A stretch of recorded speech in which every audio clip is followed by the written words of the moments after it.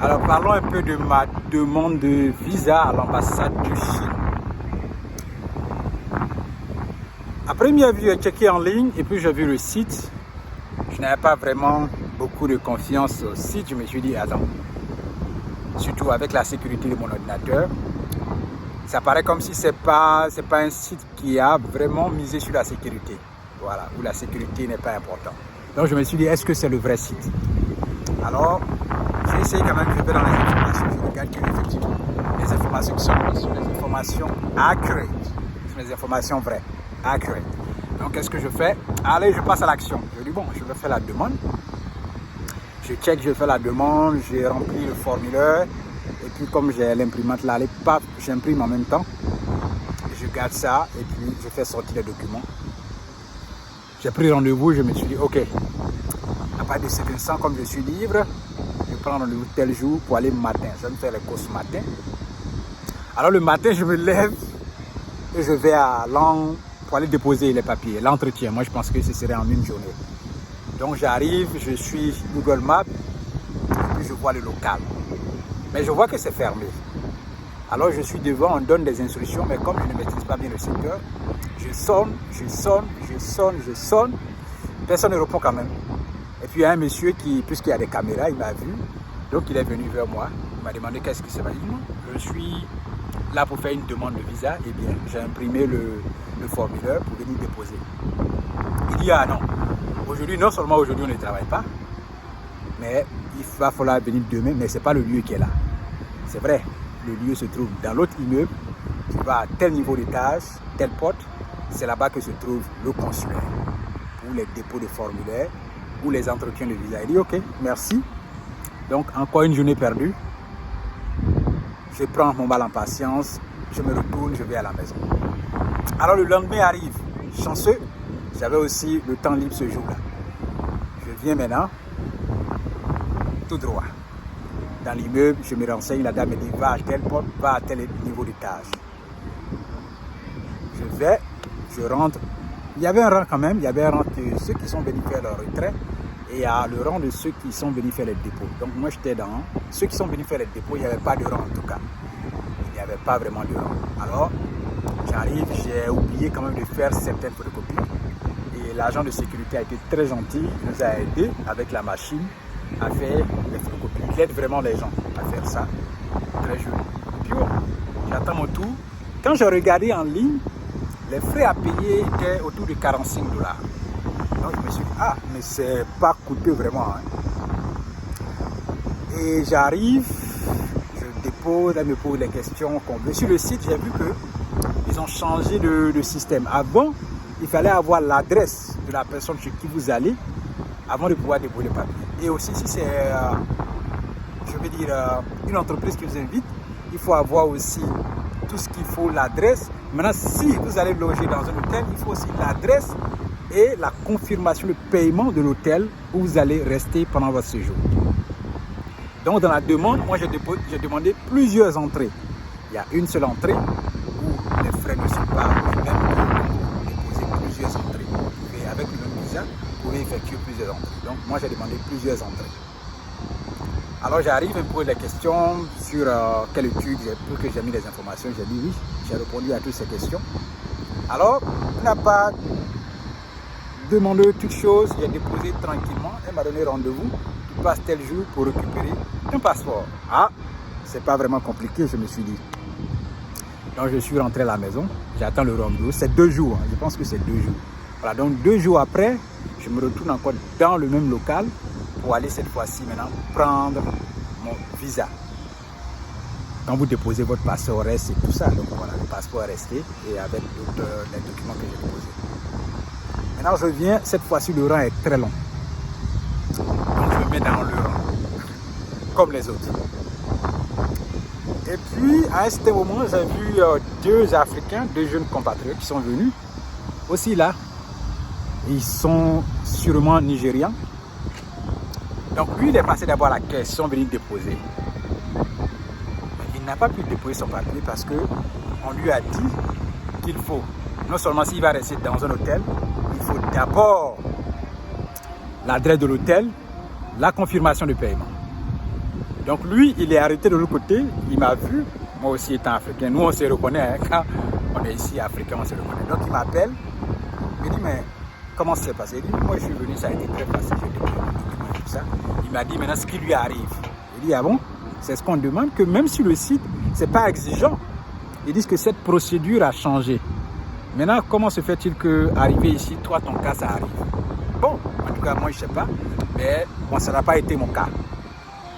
Donc, lui, il cherchait des hôtels maintenant en ligne avec son téléphone pour pouvoir peut-être payer et pouvoir déposer. Donc, ils étaient deux. Un autre aussi l'a accompagné. Ils ont fait leurs documents là-bas. Mais le rang est tellement long qu'on a tellement duré pour pouvoir retirer ce document-là. Oui, parce que là, cette fois-ci, on n'était plus assis. Il faut être arrêté maintenant pour pouvoir aller retirer. Je ne sais pas pourquoi le rang n'était pas organisé de manière assise. Quand même, il y avait des places assises. Voilà, donc j'ai attendu mon tour, j'arrive à la caisse, tout se passe bien, elle regarde les informations, allez, elle sort mon passeport. Le montant maintenant il faut payer, mais je finis de payer, je me rends compte que c'est $89. Je dis mais attends, je n'ai pas demandé, moi j'ai pris mon visa, bon, allez, je me suis mis à l'écart, puisque le rang est long, il faut laisser les autres quand même passer. Je dis mais c'est que j'ai vu $45, j'ai dépassé plusieurs entrées. Non seulement vous m'accordez une seule entrée, mais encore vous me chargez $89. Bon, ok. De toute façon, j'ai ton visa. Et puis, allez, rentre à la maison. Ce que je veux dire ici, c'est que j'ai été chanceux quand d'autres n'ont pas été chanceux. J'ai déposé mes documents sans confirmation de paiement d'hôtel, sans adresse d'hôtel.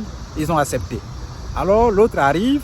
Dans son cas, on lui demande encore des informations, des preuves de paiement. J'ai été quelque part chanceux dans cette demande de visa chinois pour aller en Chine. Oui, aujourd'hui, la Chine est une opportunité pour tous. Pourquoi je parle de ce visa? Parce que la Chine est une opportunité. La Chine crée, ils inventent, ils copient, ils apprennent.